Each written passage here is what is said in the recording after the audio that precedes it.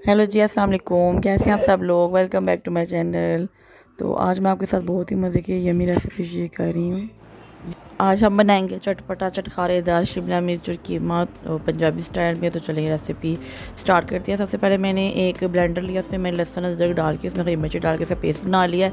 और जो कीमा है इसको आपने तकरीबन इतना फ्राई करना है कि ये घी में इसका पानी खुश्क हो जाए। उसके बाद आप ये पेस्ट में डाल देंगे और इसके साथ इसकी भुनाई कर लेंगे। और इसमें हम डालेंगे टमाटर, ये रेड चिली पाउडर है और साथ हल्दी है और साथ सॉल्ट है। तकरीबन 1 टेबल स्पून से हाफ टी स्पून तक है ये। तो इसमें हम डाल देंगे, इसको भून लेंगे अच्छे से।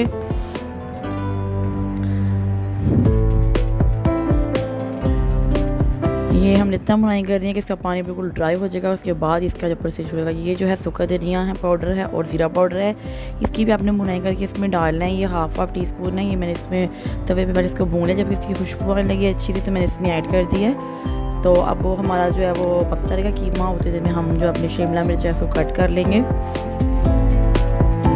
तो जो कीमे है आपने इसको ढक्कन लगा देना है सारा कुछ डाल के, ताकि वो भून भी जाएगा, पानी भी खुश्क हो जाएगा और वो थोड़ा गल भी जाएगा।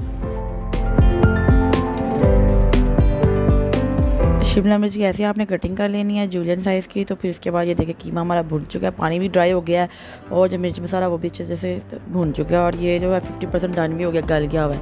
अब हम इसमें शिमला मिर्च डाल देंगे और दोबारा से इसको ढक्कन लगा देंगे हिला के।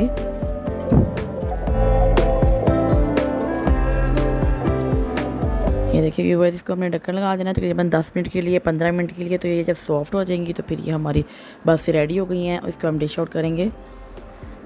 ये देखिए कितनी ज़बरदस्ती ये सॉफ्ट हो गई हैं। और अगर आपको मेरी रेसिपीज अच्छी लग रही हैं तो प्लीज़ चैनल को सब्सक्राइब करना और वीडियोस को लाइक करना, शेयर करना मत भूलिएगा। दुआओं में याद रखिएगा। अल्लाह हाफिज़, टेक केयर।